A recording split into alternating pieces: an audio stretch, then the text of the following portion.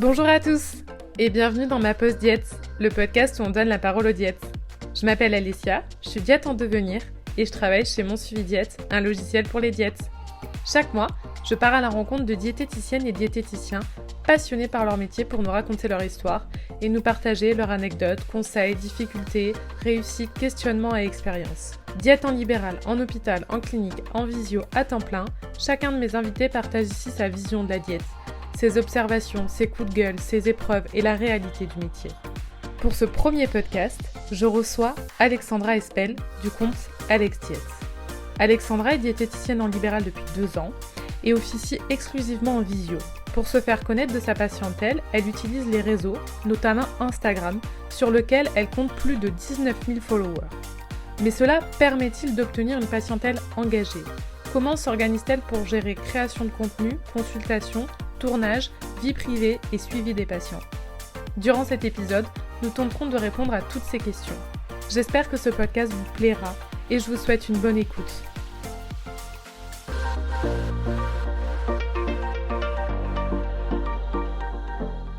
Je suis ravie de recevoir aujourd'hui Alexandra qui travaille avec nous et qui collabore avec nous depuis un petit moment, qui fait un peu partie de l'image de Mon Suivi Diète. Donc c'était un petit peu obligé qu'elle passe par l'étape podcast avec nous. Ça allait de soi.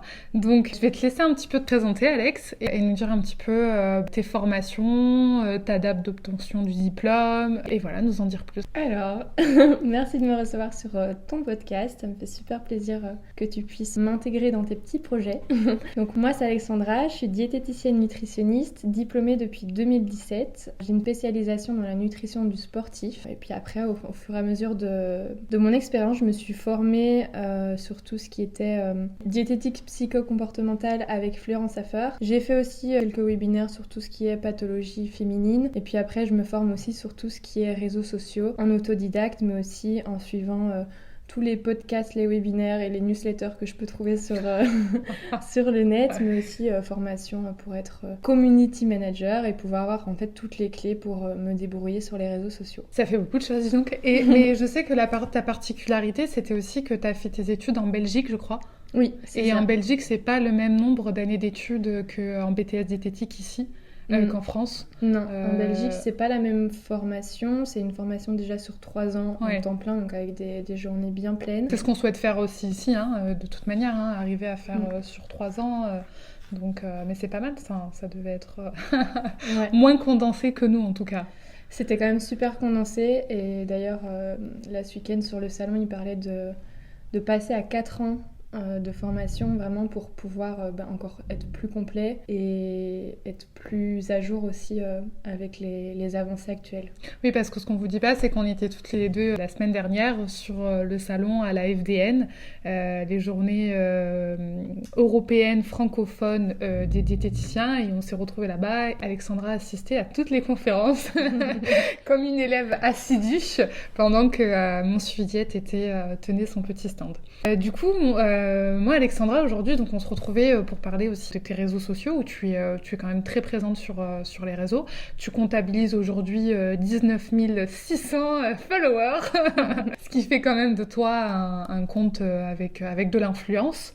Quand est-ce que tu es apparue en fait sur les réseaux sociaux ? Ça s'est passé comment ce tremplin pour toi Alors si je me rappelle bien, je me suis lancée, en tout cas j'ai consacré mon compte Instagram à la diététique en 2017. C'était sur ma dernière année d'études. J'avais essayé d'être assez active à ce moment-là. Je publiais, je pense, une fois tous les 2 ou 3 jours. Ouais.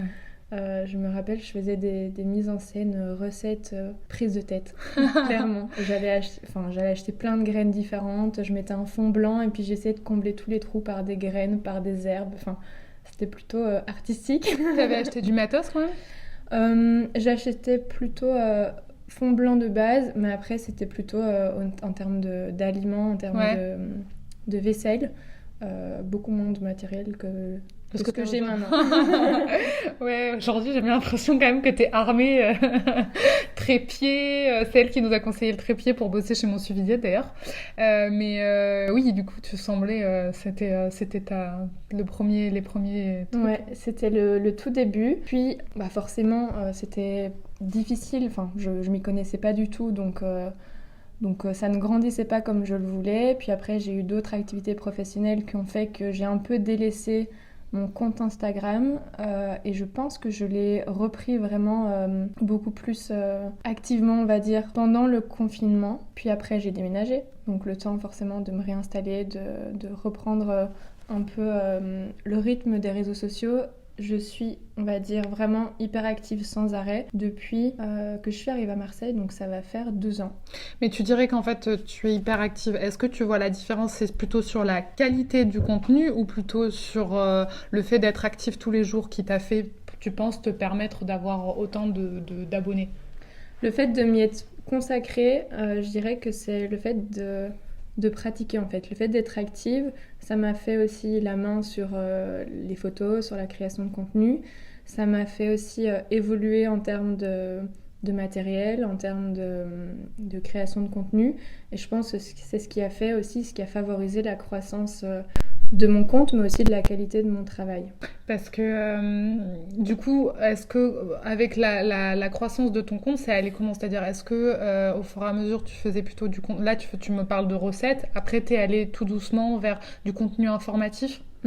D'accord. C'est ça. Si je me rappelle bien, il y a 1 an et demi, j'étais à 3000 abonnés. Ouais. Ah ouais? Ouais. Et, ou peut-être un peu plus, un peu moins de 2 ans en tout cas. Et ça a beaucoup pris parce que j'avais entre 3 et 4 posts par semaine. Puis après, je me suis mise au réel, qui m'ont apporté aussi pas mal de monde. Et puis, de fil en aiguille, que ça soit réel ou carrousel, je pense que j'ai touché un peu les besoins de mes abonnés et des utilisateurs Instagram. Ouais. Et je pense que c'est ce qui m'a fait amener beaucoup plus de monde. Rapidement en tout cas sur les 6 derniers mois. Et aujourd'hui, tu penses que c'est plus les réels qui fonctionnent ou les carousels ou les photos? Alors il y a 2 écoles et moi je pense que c'est le fait d'avoir un contenu varié et d'essayer d'avoir différents formats et pas uniquement les réels. Je pense que chacun a son avantage. Les réels vont amener beaucoup de visibilité, donc toucher plus de monde, mais ils vont pas forcément amener des abonnés engagés. Quand tu parles d'engagés, c'est quoi pour toi des abonnés engagés? Ce sont des abonnés qui vont interagir, qui vont enregistrer, liker, commenter, envoyer un message ou même prendre rendez-vous avec toi, donc on va dire se convertir en tant que patient. Mais je trouve aujourd'hui en tout cas j'ai beaucoup plus de résultats avec des carousels par exemple. Après je pense que ça dépend d'une personne à l'autre, de son sujet, du visuel et la formulation aussi, mais les carousels convertissent très bien les passants en abonnés finalement. Mais du coup, comment tu t'organises au milieu de tout ça? Est-ce que tu te dis ça aussi, ton organisation des réseaux sociaux, ou comment tu as trouvé cette organisation-là pour être aussi régulière? Parce que moi, je te vois et je te suis depuis bientôt 1 an maintenant. Je vois quand même que c'est aussi beaucoup de régularité, c'est beaucoup de travail. Comment tu t'organises en fait finalement dans tes journées et dans cette organisation au niveau des posts? De l'extérieur, je pense que j'ai l'air organisée, mais je le suis pas du tout. Je pense que quand je suis arrivée en France, du coup, j'avais pas repris le libéral, donc là j'avais beaucoup plus de temps libre. Donc en fait, je me fixais de faire 3 recettes différentes sur la semaine. Tu es revenue en France quand exactement? Lors du 2e confinement, donc c'était en 2020. D'accord. En octobre 2020. D'accord. Et puis, donc c'est là que tu as repris beaucoup plus ton activité de libéral, puisque tu l'avais stoppé un peu avant, c'est ça? J'ai dû attendre 6 mois, le temps de faire enregistrer mon diplôme, de faire les démarches. Donc pendant 6 mois, finalement, j'avais que Instagram en tant que projet. Et puis là, actuellement, en termes d'organisation, j'essaye chaque mois de visualiser un peu les thématiques que j'aimerais aborder. Donc tu fais ça sous forme de mois, toi? Tu fais pas ça sous forme de semaine, tu fais ça sous forme de mois? J'essaye d'avoir des idées pour le mois, mais après, chaque semaine, je vais créer mon contenu. D'accord. Mais l'idée, c'est de pouvoir me dégager du temps pour créer sur quelques jours sur le mois et ne plus qu'à avoir à automatiser, quoi. Donc, par exemple, le mois dernier, c'était quoi le thème du... Le mois dernier, c'était plutôt sur tout ce qui était organisation de repas, économie, budget, tout ça. Donc j'avais D'accord. parlé d'applications pour créer ces semaines de menus, pour trouver des idées de repas, mais aussi pour économiser, pour limiter le gaspillage alimentaire, c'était surtout ça. Et là, pour le mois de novembre, j'aimerais partir sur tout ce qui est alimentation anti-inflammatoire pour partir vers l'alimentation végétale, l'alimentation durable, tout ça, quoi. D'accord. Et quand tu t'organises, par exemple pour les menus à petit budget, tu vas faire un carrousel menu petit budget, un réel ou... Ça va être un peu au feeling. D'accord, ok. J'essaye de faire un peu de tout. Ouais. Pour le moment, c'est vrai que les réels, c'est plus facile pour moi de partir sur des recettes et les carousels plutôt sur de l'information ou du conseil. Mais j'aimerais de plus en plus faire aussi du conseil en réel pour pas uniquement avoir du contenu recette. Faut oui de me développer un peu plus dans la vidéo, même pour moi. Avoir plus d'assurance et sortir un peu de ma zone de confort. Parce que là, tu es visible, j'ai vu que tu étais visible sur TikTok. Bon, TikTok, tu as une plus petite communauté. Oui. Tu es visible sur YouTube et tu es visible sur Instagram. Oui. C'est les trois réseaux où tu te trouves le plus. Et est-ce que tu arrives à communiquer sur les trois réseaux en même temps? Ou pareil, tu as une organisation sur ces trois réseaux? C'est assez difficile, donc je me concentre plus sur Instagram. D'accord. J'ai essayé de me lancer sur YouTube, mais c'est vrai que ça prend énormément de temps pour le montage vidéo, donc je pense aussi que je m'étais fixé un objectif trop haut de publier une fois par semaine. Donc là, j'aimerais bien pouvoir reconsacrer du temps dessus, mais je priorise quand même Instagram parce que c'est de là aussi que viennent tous les patients, donc finalement c'est comme le plus important à développer. Mais j'essaie aussi d'aller sur TikTok pour toucher un peu à tout finalement, me faire la main et avoir un peu plus d'expertise sur les réseaux sociaux moins développés. Du coup, on vient un peu à cette question que tout le monde doit se poser. Est-ce que, du coup, des abonnés convertis, comme tu dis, et qui réagissent comme ça, est-ce que ça fait d'eux des patients? Est-ce que ça les convertit en patients pour toi? Est-ce que ça les engage à devenir patients? Ça leur passe? Est-ce que tout ce contenu informatif passe le cap en tant que patient? Et est-ce que tu as plus de patients qui viennent depuis Instagram, YouTube ou TikTok? C'est le but de convertir. Mais c'est vrai que à l'heure d'aujourd'hui, 100% de mes patients viennent d'Instagram. D'accord. Ils viennent des réseaux sociaux. Après, ça peut être des connaissances, mais qui vont me suivre sur Instagram et qui vont se dire « Ah oui, j'ai envie de passer à l'action, de prendre un rendez-vous. » D'adhérer en fait avec sa prise en charge à elle et sa vision de la diététique. C'est ça. D'accord. C'est vraiment, je pense, ma vision de la diététique que je partage sur les réseaux, ma personnalité aussi que je montre peut-être plus en story, qui va faire que la personne va se sentir en confiance ou en tout cas dans la même optique, dans la même vision pour plus facilement prendre rendez-vous et savoir qui elle va retrouver derrière, quoi. Oui, bien sûr. Tu arrives aussi à faire ce côté, parce qu'en fait, te donner un peu de toi à ta communauté, c'est-à-dire de ta vie privée, parce que finalement, sur Instagram, on demande quand même à ce que de la transparence. Donc, en fait, à être transparente avec ta communauté,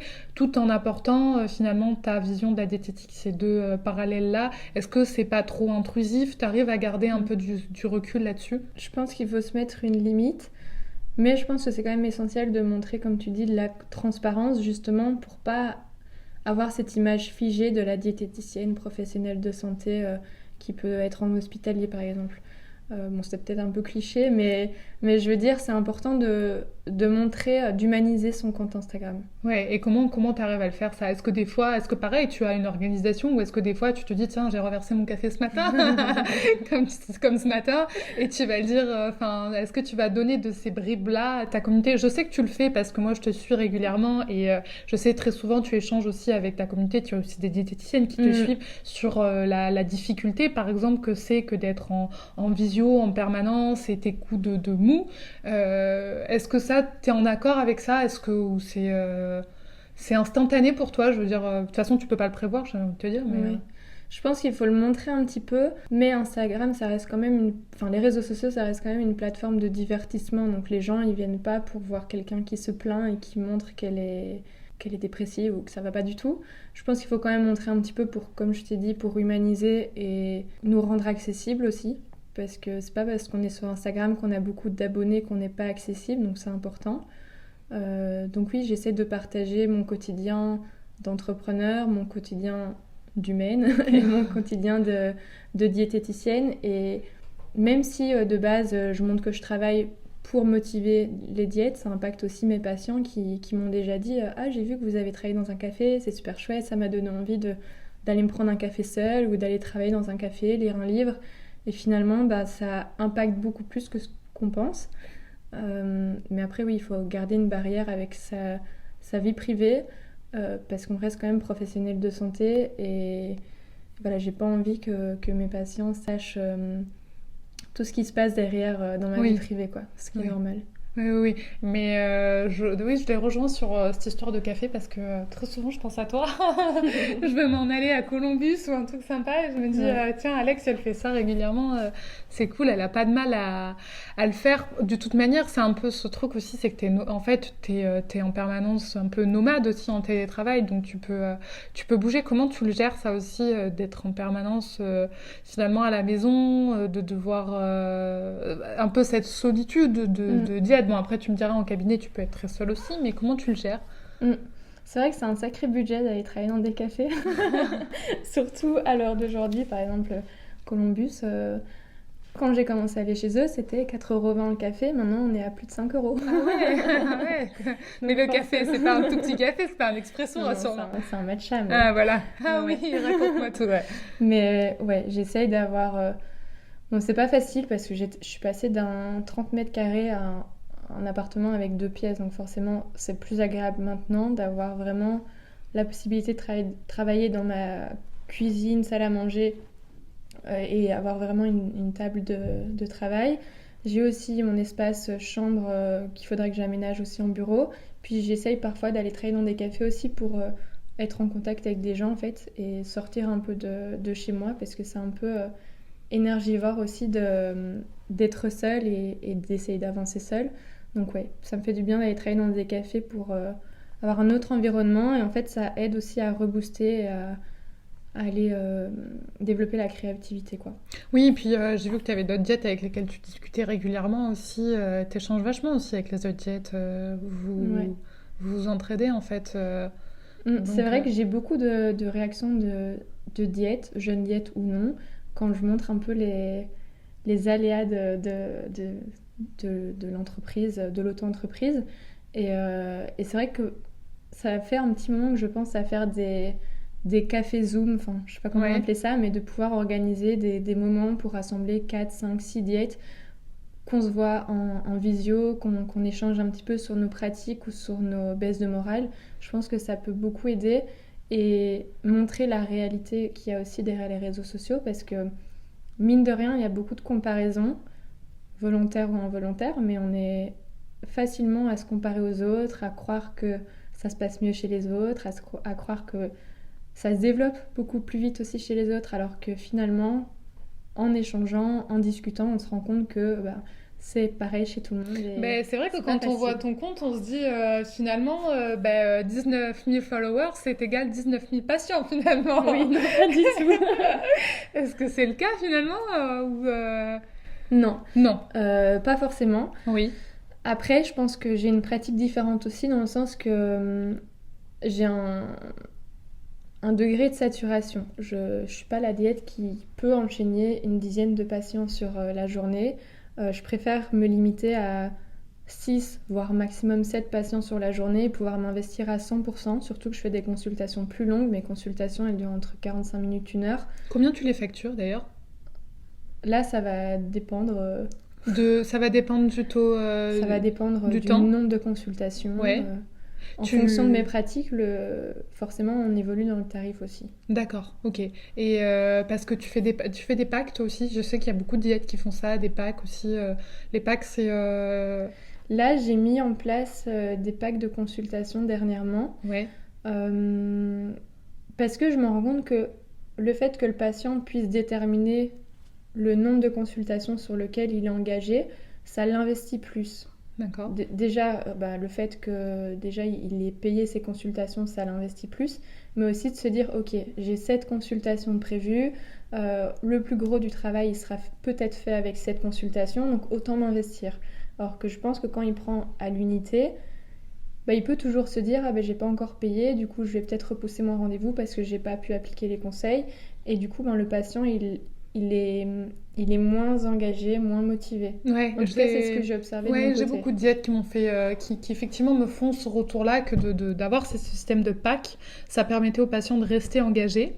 Après, il y en a aussi qui vont tarifer finalement mon suivi diète aussi, hein, parce qu'il y a ça aussi, il y a mon suivi diète, le fait que tu vas rester en contact avec eux entre les consultations, répondre à leurs messages. Et ça, toi, tu le factures ou je sais pas du tout, c'est vrai que c'est un truc qu'on n'a jamais discuté. Non, moi je préfère proposer les mêmes avantages, on va dire, pour tous mes patients, Ouais. leur laisser le choix de l'utiliser ou pas, mais de pas avoir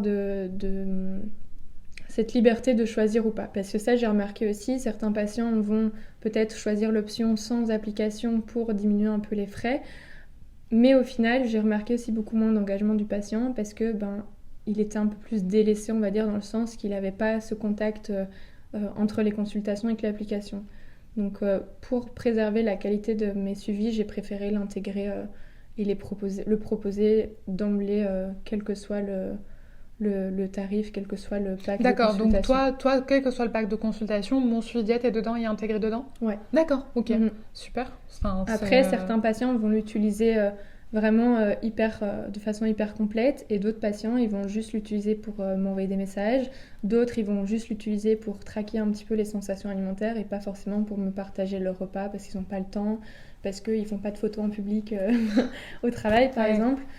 Et donc, chacun l'utilise vraiment comme ils veulent. Je leur dis à chaque fois que c'est un outil pour les aider et pas pour ajouter des contraintes. Oui, bien sûr. Et est-ce que tu vois une différence entre ta patientèle qui vient des réseaux sociaux et ta patientèle que tu peux avoir via le bouche à oreille ou externe aux réseaux sociaux? Parce que aujourd'hui, tu me disais quand même que ça venait majoritairement des réseaux sociaux finalement, mais le peu que tu aies eu, est-ce que tu voyais une différence? Je pense qu'il y a une similitude entre les patients qui viennent des réseaux sociaux et du bouche à oreille, différente des patients qui viennent de Google, par exemple. Parce que les patients qui viennent des réseaux sociaux ou du bouche à oreille connaissent ma pratique et ma vision. Alors que sur Google, ils vont peut-être juste m'appeler parce qu'ils voient que je suis située près de chez eux. Ils vont pas faire attention plus que ça en détail. Et d'ailleurs, très souvent, ils m'appellent et ils savent pas que je suis en distanciel. Ils viennent pour des objectifs bien précis alors que j'ai une vision un peu plus globale. Donc je pense que ça, c'est la grosse différence, c'est que la patientèle qui vient des réseaux sociaux et du bouche-oreille correspond mieux à ma façon de travailler. Ouais, parce qu'ils ont analysé en amont un peu qui t'étais, ils ont regardé sur les réseaux. C'est intéressant aussi de voir un peu cette différence-là. Mais oui, parce que du coup, tu t'es référencé quand même sur Google, c'est ça? Oui, as été, je trouve que c'est hyper important qu'on soit en cabinet ou pas, d'avoir une page Google My Business. Déjà pour récolter les avis patients qui permettent déjà de mettre du poids sur la preuve sociale, pour aussi avoir un peu de visibilité dans le sens que plus on va avoir des avis sur Google, plus on va être visible sur Google Maps, plus forcément les gens de la région vont pouvoir nous trouver en mettant diététicienne Marseille ou diététicienne 7e arrondissement, enfin tu vois un peu ce que je veux dire? Oui, bien sûr. Donc c'est important. Et puis ça permet aussi d'avoir un site aussi où on va remettre le lien à notre site internet et du coup rebooster aussi la visibilité, le SEO, je pense qu'on appelle ça comme ça, de notre site internet. Oui, bien sûr. Et est-ce que du coup pour toi, toute cette effervescence-là, cet engagement te permet aujourd'hui quand même de... Est-ce que tu vis exclusivement du coup des consultations aujourd'hui des réseaux sociaux? Alors moi, dès que j'ai repris donc mon auto-entreprise, mon statut de libéral il y a 1 an et demi, j'ai décidé de rassembler mes consultations uniquement sur 3 jours, justement pour me laisser la liberté de faire d'autres activités. Ce qui fait que j'ai pu développer aussi tout ce qui était montage vidéo, tout ce qui était création de contenu et qui me permet de compléter mes revenus. À l'heure d'aujourd'hui, ça va dépendre un petit peu, mais si je comptabilise uniquement les consultations, je dirais que c'est pas suffisant pour vivre comme je le souhaite en tout cas. Mais après, c'est parce que j'ai aussi décidé d'avoir d'autres revenus en annexe, quoi. Ouais. Et du coup, ces d'autres revenus en annexe, en parallèle avec du coup ce contenu, tout ce que tu produis. Oui, ça reste toujours... Il y a toujours un lien avec réseaux sociaux, diététiques. Et ça reste en auto-entrepreneur en freelance, on va dire. Ouais, en freelance, oui, effectivement, c'est toujours un peu. Et si tu devais un peu parler des difficultés des réseaux, parce qu'aujourd'hui Instagram c'est un peu la course avec TikTok, ce serait quoi un peu les difficultés que tu rencontres entre tout ça, cet algorithme qui fait un peu la gueule, tout ça? Alors, la plus grosse difficulté, enfin, il y en a deux. La première, je pense que c'est de se démarquer, de ne pas faire comme les autres, et du coup de mettre sa personnalité en avant pour se démarquer finalement, pour sensibiliser, pour engager un public, on va dire. Et la deuxième... J'ai perdu mon idée. Attends. Oui, la deuxième, c'est de pouvoir se mettre à jour avec l'évolution des réseaux sociaux. Parce que Instagram, il y a 1 an et demi, n'était pas le Instagram actuel. Et forcément, si on n'évolue pas avec l'algorithme, on va stagner et on va finalement devenir invisible. Mais invisible. Après, c'est parce que toi, tu penses, parce que toi, en fait, ta patientèle dépend finalement des réseaux sociaux. Donc, tu es un peu tributaire de tout ça. Donc, est-ce que c'est une pression, non? Oui, c'est sûr. J'ai décidé aussi de ne pas prendre Doctolib. Ouais. Doctolib qui peut quand même être un coût et surtout une grosse visibilité. Après, oui. De nouveau, Doctolib, c'est comme Google, ça va amener des patients qui ne font pas forcément dans la même vision que le professionnel. Donc, il y a aussi des gens qui ne vont pas être engagés, des gens qui ne vont pas être réguliers, ni payer les consultations finalement. Le plus grand levier pour apporter ma patientèle, c'est Instagram. Ouais. Donc, c'est pour ça que ça fait une énorme charge mentale de rester actif, de publier, d'engager, d'échanger.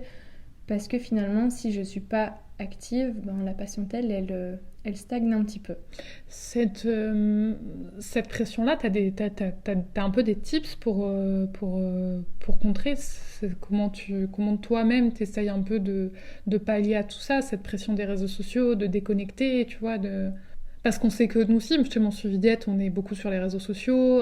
Bon, après, moi, on a Kim, qui est au pôle marketing, donc qui gère un peu les réseaux sociaux, mais c'est vrai que nous, à la fin de la journée, ça coupe, quoi. Quelque part, toi, t'es toujours dans ce move-là, même après, même le soir, quoi. Est-ce que t'arrives à vraiment couper et te dire, ok, là, c'est bon, Non. et je vais pas avoir de conseils miracles, parce qu'on va dire que je suis en train de vivre cette accumulation qui fait un peu déborder le vase. Mais si je devais mieux faire la chose, ce serait déjà de me fixer des limites dès le départ pour éviter de trop accumuler, de me donner des vrais jours off, parce que j'ai l'impression que c'est une semaine sans fin, qui ne termine jamais et qui commence jamais finalement. Ouais. C'est tous les jours, j'ai au moins un truc à faire, que ce soit pour les réseaux sociaux, pour les consultations, pour la formation, pour mes projets. Donc c'est ça, et de moins m'éparpiller aussi. Ouais. Mais après, tu es en train aussi de l'apprendre. Hein. Finalement, les réseaux sociaux, c'est un peu, c'est nouveau aussi, ce métier-là. Donc, c'est vrai que c'est nouveau pour tout le monde. Et donc, on est un peu obligé aussi d'apprendre à s'organiser avec ça. C'est pas comme un travail où tu es de 9h à 18h et tu finis ta journée et finalement, ton boulot est fini. Et là, c'est aussi avec le télétravail, le fait que tu aies les consultations et les réseaux sociaux. Finalement, tu es aussi en train de l'apprendre. Mais est-ce que tu as plusieurs comptes? Tu as Alex Diète, mais est-ce que tu as un compte vraiment perso? Oui. J'ai un compte perso, j'ai un compte voyage, Amoureux du Sud. Oui. Et j'ai un compte diététique, donc professionnel. Qui est Alex Diète. Ah voilà, ça va. Tu m'en as caché un. Mais après, là, je réfléchis si j'en lance un deuxième ou pas par rapport à mes petits projets futurs. Enfin, un quatrième du coup. Et c'est quoi ces projets futurs? Ce projet, il n'est pas encore totalement mis au point, mais ce serait à destination en tout cas des diététiciens, diététiciennes ou étudiantes en diététique, et pourquoi pas s'ouvrir aux professionnels de santé dans un sens plus global. D'accord, c'est intéressant. Mais quand même, est-ce que tu pourrais, même si c'est un projet qui est encore un peu au début, tu m'en parlais un petit peu tout à l'heure que t'étais au début de ce projet, est-ce que tu aurais quand même, toi qui avec tes 19 600 followers, tu aurais quand même des conseils pour les diètes ou les diététiciens qui démarrent sur les réseaux sociaux? Voilà, 3 conseils peut-être à leur donner. Alors, si je devais donner 3 conseils pour être un bon professionnel de santé sur les réseaux sociaux, ce serait dans un premier temps de rester authentique, de ne pas copier ce qu'on voit chez les autres, ce qu'on pense qui fonctionne, mais vraiment garder du contenu en fonction de sa valeur, de sa personnalité et de ses objectifs aussi. Le deuxième conseil, ce serait de rester ouvert d'esprit, mais tout en gardant son avis critique, dans le sens qu'on est quand même des professionnels de santé et de la nutrition, qu'il y a beaucoup de choses qu'on voit passer, des fausses croyances, etc., à droite à gauche sur les réseaux sociaux. Les glucides le soir. C'est ça. Donc c'est important de pouvoir garder son avis critique et pas voir ce qu'on lit, et de pouvoir rétablir la vérité. Et donc le troisième conseil, c'est aussi de pouvoir être un bon messager, dans le sens qu'il va être important de pouvoir vulgariser les faits scientifiques afin de rendre le message compréhensible de tous et d'éviter un maximum les chances de déformer le message, un peu comme un téléphone sans fil et un téléphone arabe. C'est marrant parce que tu as dit professionnel de santé, parce qu'en fait, c'est vrai que d'ailleurs, c'était pour vous en parler un peu à la FDN, c'est toi qui me disais qu'il y avait eu une conférence où il parlait du fait de la présence des diététiciens sur les réseaux sociaux, qu'il y avait certains diététiciens, plus âgés, qui déploraient la façon de communiquer. Et c'est vrai que c'est important de rappeler, je crois, quand même qu'on est avant tout professionnel de santé, que c'est pas parce qu'on a une présence sur les réseaux sociaux que finalement on peut dire tout et n'importe quoi. Je pense que c'est aussi à prendre avec des pincettes. C'est vrai que c'est bien que tu le rappelles. Ouais, c'est pour ça que moi je trouve que ok, on est professionnel de santé, on peut être sur les réseaux sociaux, c'est pas pour autant qu'on doit uniquement être un professionnel de santé, on est quand même humain derrière, donc on peut montrer notre quotidien, on peut montrer nos assiettes, parce que ça fait parler beaucoup aussi. Oui, ça, j'ai vu en ce moment, une journée dans ton assiette, c'était très critiqué aussi. C'est très critiqué. Après, moi, je pense que c'est pas mauvais de montrer des inspirations. Après, c'est à l'abonné de pouvoir aussi prendre ce qui lui est positif et ne pas prendre ce qui lui est négatif. Dans le sens que on te dit pas de faire à la lettre ce qu'on montre, mais on est plutôt en train de t'inspirer et de te montrer que l'équilibre alimentaire ne va pas dépendre d'un seul repas et ni d'une journée, ni... comment expliquer ? Comme les pavlova à midi qu'on vient de manger, c'est ça ? C'est ça.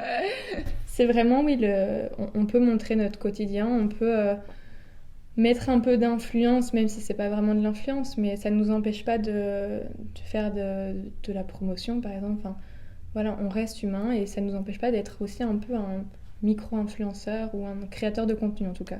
Oui, bien sûr. Bien sûr. Et on va clôturer un petit peu tout ce podcast. Est-ce que tu as un petit peu peut-être des livres, des podcasts à écouter qui peuvent aider les diététiciennes ou les diététiciens qui nous écoutent ou qui peuvent les inspirer? Est-ce que tu as des comptes aussi qui t'inspirent plus que d'autres? Alors du coup, je suis une grande consommatrice de podcasts, donc cette question, elle est faite pour moi. Déjà, en termes de podcasts pour aider les patients, je trouve que le podcast Entre deux patients de Élise et Marion est vraiment top. Elles abordent des thématiques hyper intéressantes quand on essaye de développer sa patientèle. J'ai aussi le podcast de Debbie Boost de Aline qui est hyper intéressant quand on veut travailler son âme d'entrepreneur, de business woman ou businessman. Enfin, franchement, il est aussi très intéressant. C'est un gros coup de pied au cul, si je peux dire ça. Il y a aussi le podcast Build Yourself. Et après, en termes de livres que j'ai pu écouter soit en audio sur Audible, soit en livre, c'est le livre The One Thing, Passer à l'essentiel, qui, pour le coup, je l'ai adoré. Je pense que je vais le relire aussi, pour se recentrer et pour refocaliser son attention sur les bonnes choses finalement et pas s'éparpiller et pas gaspiller son énergie. Il y a le livre L'effet cumulé de Darren Hardy aussi qui m'a beaucoup parlé. Et pour terminer, celui que j'ai terminé là il n'y a pas longtemps et qui m'a qui était génial, c'est le livre « Tout le monde n'a pas la chance d'avoir raté ses études » d'Olivier Roland, et qui, je trouve, a été hyper boostant, hyper intéressant en termes, pareil, d'auto-entrepreneurs, d'âme d'auto-entrepreneur, de business et de développement personnel aussi. Ouais, t'es un peu une businesswoman dans l'âme, quoi. Je suis un semblant. Et enfin, j'ai une dernière question. Si tu devais être un repas, tu serais lequel? Si je devais être un repas, Ouais. les pastas italiennes de ma nonna. De qui? De ma nonna. C'est ma qui, c'est ta grand-mère. grand-mère? Elle fait bien en les pâtes. Italie. Donc des pâtes gourmandes et réconfortantes. Mais elle les fait à quelle sauce? À la main. Des pâtes à la main. Et c'est vraiment... Mes pâtes préférées, c'est dans un petit bouillon avec des pommes de terre, des petits lardons, des pâtes à la main et un petit bouillon. Et c'est... J'adore. Avec des pommes de terre, ça, Ouais. je connaissais pas. Ouais, des pommes de terre écrasées qui vont vraiment donner un liant et une texture au bouillon. Et avec des pâtes? Ouais. Mais elles ressemblent à quoi, ces pâtes? Des pâtes à la main, des Des cheveux petites d'ange pâtes. ou... Non, plus épais, Ouais. comme des tagliatelles, mais plus épaisses et courtes. Pétard, va falloir que je vienne goûter ça. Je peux venir avec toi la prochaine fois? Si tu veux. Bon, ben en tout cas, écoute, merci Alex pour ta présence. Merci d'avoir répondu présente. Et du coup, j'ai hâte d'en savoir plus sur ce projet. Je te suis de près, de toute manière. Je ne te lâche pas. On ne te lâche pas. Ouais. Ben, merci à toi, mon suivi diète, pour votre soutien, parce que vous allez peut-être participer à m'aider à me soutenir dans ce projet secret. Je pense que je ferai bientôt des petits sondages pour récolter quelques infos. Et en tout cas, pour les diététiciens, diététiciennes et étudiants, n'hésitez pas à m'envoyer un petit message si jamais je ne l'ai pas annoncé d'ici là, pour être un petit peu curieux et savoir de quoi il s'agit. Voilà, mais écoutez, n'hésitez pas à suivre Alex sur son compte Alex Diet avec ses 19 600 followers. Nous, on se retrouve pour le prochain podcast et n'hésitez pas en attendant à nous suivre sur nos différents réseaux, Instagram, TikTok, LinkedIn et même Pinterest. Donc, on se retrouve sur ces réseaux. Merci d'avoir écouté l'épisode jusqu'au bout. J'espère que ce tout premier podcast vous a plu et vous a permis de répondre à certaines de vos questions. Si c'est le cas, n'hésitez pas à liker l'épisode et le repartager. Je m'excuse d'avance pour les petites variations de son. Je suis en plein apprentissage et je compte bien m'améliorer. D'ailleurs, si vous avez des conseils et astuces, je suis preneuse. Si vous souhaitez participer au podcast, n'hésitez pas à m'envoyer un message sur mon Instagram qui s'appelle Alessia Mon Suivi Diète et à suivre d'ailleurs toutes mes prochaines actualités et mes prochains invités. Je vous dis à bientôt pour un prochain épisode de Ma Pause Diète.